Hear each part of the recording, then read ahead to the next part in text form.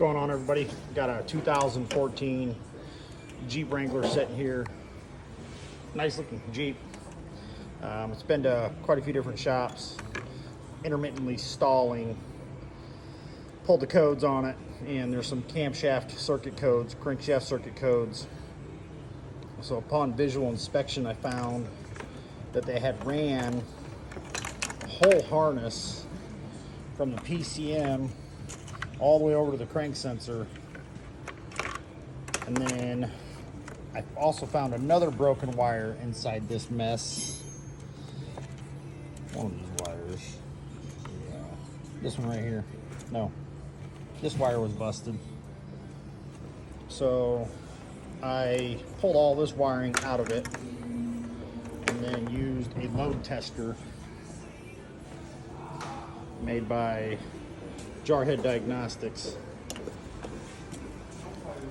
and load tested the factory wires going from the PCM all the way down to the crank sensor, and they held the load just fine. So pulled the crankshaft sensor out, and this is what I noticed, that this one here is the one that was in there.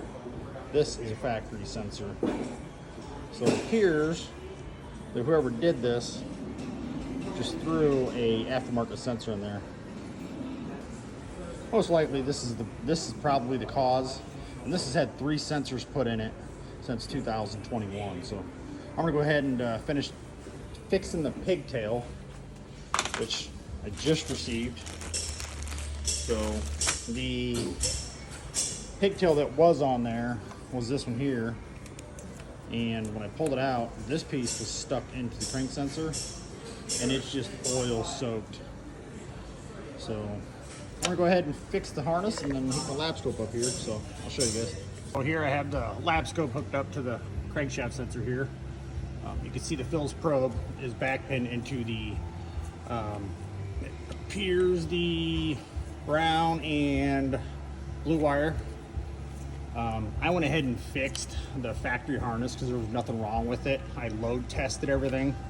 I'm going to show you how to load test these. Let me go ahead and show you the lab scope capture of this crank sensor, and then I'm going to put a factory crank sensor in it, and I'll show you the lab scope pattern on that one. The scope pattern here, as you can see, it should be an even waveform because it's picking up the teeth on the reluctor wheel on the crankshaft. This one here should be an even space, and then it should drop back down. Let me start the lab scope, so record. You can see the difference in the sawtooth patterns. That's got a nice clean waveform. I'll even rev the engine up a little bit just to get that sensor warm. It was already warm. I put about 125 miles on this thing here in the last day or two. You can see this is the original sensor that was in the Jeep. This is the sensor that I installed that's a factory part. You can see the clear spacing on the sawtooth pattern, how much more narrow this one is versus this one. I'm gonna go ahead and show you from here how to do a basic load test